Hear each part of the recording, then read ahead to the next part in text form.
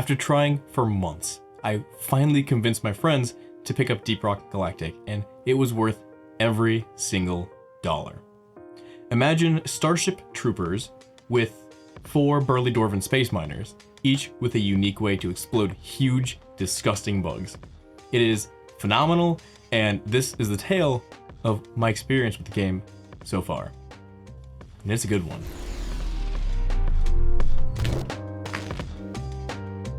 Welcome back. My name is Sam, and this is Via Gaming, a channel where we discuss all things about video games. And today, I want to share with you guys my experience of playing Deep Rock Galactic this past month. It has been fantastic. So it started out with me and my 4 friends needing a new game to play. Now, we were really tired of Rainbow Six Siege and Apex because those are just really hardcore games and they get really tiring after you play them for so long and you just can't keep up anymore. So we wanted something more co-op-y, not so much PvP. And Deep Rock Galactic fit the bill perfectly because it was casual enough to get into very easily, but upbeat enough and quick enough to keep our attention and entertain us in the long run. It has been awesome. It may not be for you guys, but I'll explain why it's not for everybody in a minute. So the first thing I love about this game is how incredibly unique and important each character is. Some people would scoff at the fact that there's only 4 characters to play, but I think it's awesome. Each character can, they can kill enemies, they can kill bugs and stuff, but they each do it uniquely. The driller, he has like a flamethrower. Sentry, he has a Gatling gun. The scout has an assault rifle, and the engineer has turrets and a shotgun. But beyond that, like, nobody else can do what the driller does. He drills tunnels like nobody's business, faster and bigger than anybody else can. If you want to make sure you don't die, the sentry is your man. He can throw down a shield to make sure you don't die. You kind of need to live in order to mine. Then you have the scout who can light up entire caverns with a single flare and get to places like nobody else can get to, faster than anybody else can. And then you have the engineer who can put down platforms to make sure you don't fall and die, as well as place down turrets to watch your back.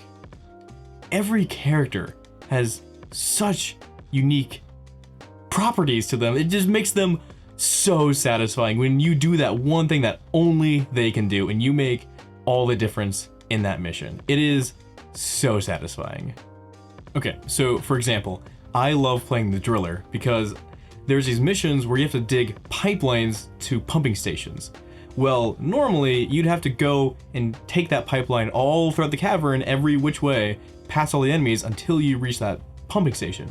But with the driller, instead I can just make a direct path there, dig out a tunnel, and boom, we're there in less than half the time, half the danger, and saving everybody so much energy. It is so satisfying. But I mean, there are a lot of times where it kind of sucks to be the driller.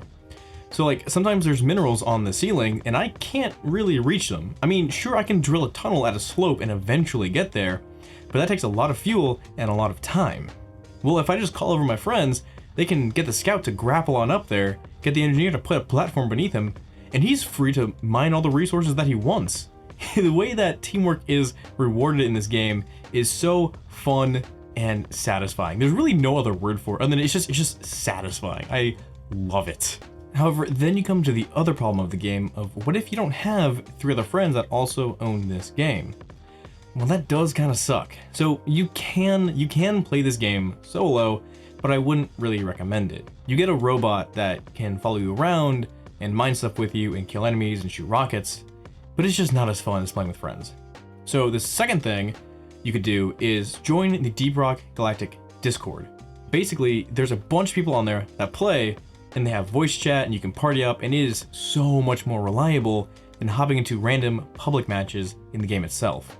Don't worry, I will link it down into the description below, so feel free to check it out. And I paid 20 bucks for this game and I think it is an absolute steal for that price.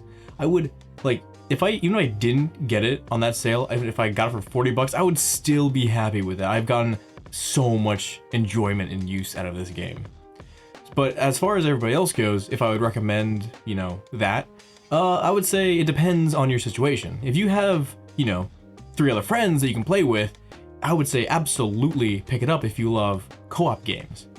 But if you are solo and you're trying to find other people to play with, maybe wait for a sale or something, because usually new players will join during that sale and there'll be more people for you to hop on with, and then if you don't end up liking it, well, you only paid 20 bucks for it, and you can always go for that Steam refund if you end up only playing it less than 2 hours, and then however much time has passed.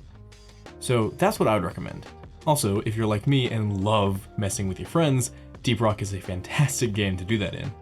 I am particularly fond of taking the cryo gun and turning my compatriots into ice pops, because, you know, sometimes they just need to chill. So I'm thinking about making some more videos in Deep Rock, maybe giving some tips for the game, or making some silly montages of me and my friends. So if you want to see something like that, let me know down in the comments below.